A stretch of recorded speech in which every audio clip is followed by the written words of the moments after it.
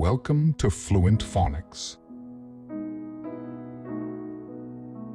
Today we will focus on mastering the pronunciation of the word detribalize.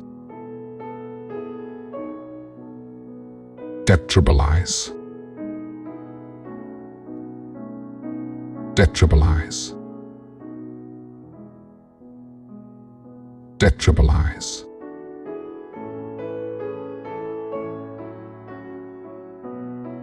Here's an example of how one might use it in a sentence.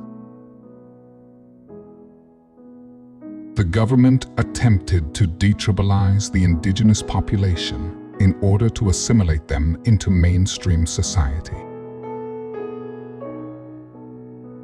Detribalize means to remove or weaken tribal affiliations and customs in order to integrate individuals into a broader social or cultural group.